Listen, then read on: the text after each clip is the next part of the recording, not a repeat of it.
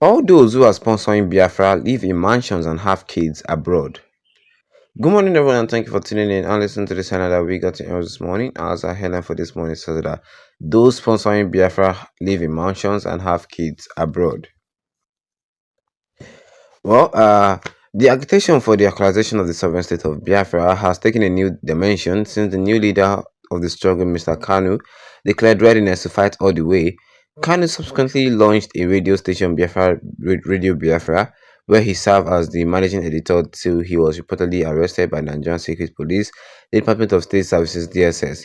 While I recognize the constitutional right of any Nigeria or group of Nigeria to freedom of expression, association, or agitation for their rights, I am also aware for the fact that the most of the Biafran sympathizers are merely ignorant of the true motive of those behind the renewed agitation for the state of Biafra.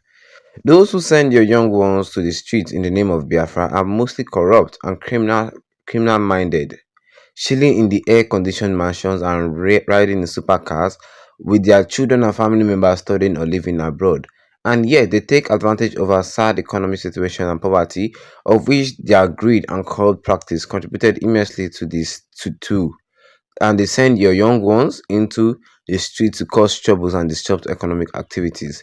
The poor young Nigerians who are mostly jobless or traders struggling to feed twice a day are the ones who get killed by stray bullets when they clash with security forces, or in other situations whenever their protests go violent. Their sponsors and leaders who mostly support them secretly go about their business freely and still guarded by the Nigerian security operative.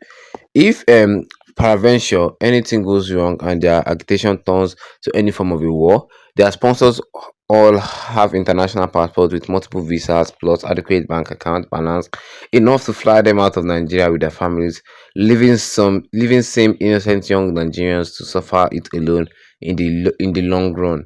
Again, I call on every young Nigerian who didn't witness the civil war to kindly find time to sit their parents down and ask them what their experience were during the war, or Google out effect of the Nigerian Civil War to learn more about the cause of choosing war over dialogue. So wise up, fellow young Nigerians, as our complicated challenges are not about dividing this country and equalizing for Biafra. Let's remember what we went through during the last civil war. Let's remember we lost over 1 million brothers and sisters. Among those who died were great young men and women, pilots, engineers, teachers, politicians, economists, religious, and traditional leaders who could have taken us further than where we are today as a country. Well, ask yourself how we have loved and managed ourselves and resources in the state we want to separate out of Nigeria into Biafra. What have we done or achieved with all our intended internal resources, human and material, and allocations received from the federal government over the decades? Yeah. Well, Nigeria isn't bigger than America or China. All we need to do is look inward, take time to understand our diversity, how to take advantage of it, and live peacefully as one nation. There is also urgent need to review our leadership as a people, our institution, and participate actively in our government as youth rather than calling for separation. And that's what I was said here concerning this challenge today this morning. We says here that those sponsoring for Biafra live in mansions and have kids. Wow, I mean, this is a message that the federal government is passing to all those people who are protesting or agitating for Biafra. And well, of course, yes, of course, you had it for me this morning. And if you're not a subscriber, the best you can do right here, right now, is tap that subscribe button here with the notification bell so that anytime of any new video, you'll be the first to get notified about it ASAP. Well, those who are agitating for Biafra, those who are agitating for Biafra live abroad, they have mansions abroad, and they have kids who are also studying abroad.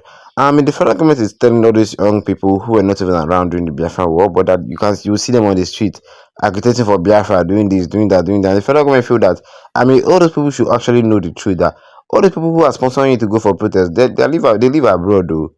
That these people have families abroad, or they have billions, they have millions that they can easily fly abroad at any point in time. But they are taking advantage of your suffering, sending you to protest, and you're the one being killed by stray bullets by security personnel. Yes, the federal government told them that if you really really want to know more concerning the Biafran civil war, Maybe you should tell your parents, you should sit them down and talk about how the war went out for them. Or you Google the effects of the Biafran Civil War. I mean, you can see that we lost 1 million personnels. I mean, more than 1 million individuals in that war alone. Yes, in that war alone. And telling them that those 1 million people, they could be good people who could have added to our economy. And you also said that, first of all, before you even think about succeeding from Nigeria, you must ask yourself that when we were in Nigeria, what have we achieved? Yes, what is the probability that even if we succeed for Nigeria, will become a good nation? I mean, that is the only that is the only question that this federal government throw for that I see as this question makes sense. I mean, they should first ask themselves that when we were together, I mean, what have we achieved? What have we even done to show that, yeah, we can do more if we are alone? All these questions needs answer. And although the something concerning sponsoring for protests, Nnamdi Kanu is the leader of IPOB and Simon Ekpa is the leader of BRJ. I think that message actually goes to Simon Ekpa, because Simon Ekpa is the one enforcing all this violent protests and violence sit at home. Yes, and Simon Ekpa is in Finland, you understand. So he's the person that the federal government, I would say, are likely referring to, or some other Biafran leaders that we don't actually know their name, that they live in secrets. Mm-hmm. But one thing is sure, these people who are agitating, they must actually ask themselves that when we were together, what have we achieved, and what is the probability that if we go away, we could do more, and we will do more?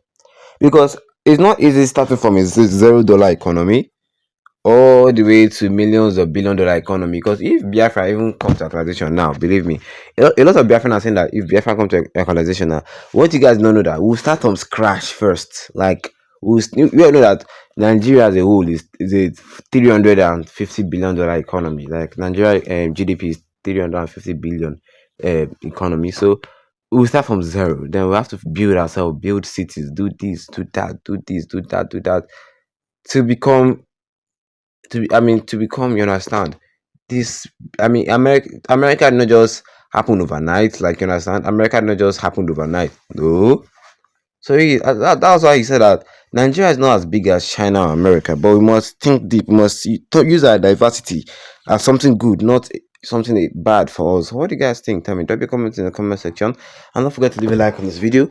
Then tap the subscribe button as we go down with notification bell, so anytime of any new video, you'll be the first to get notified about it. Once again, thank you for tuning in, and have a wonderful day ahead of you.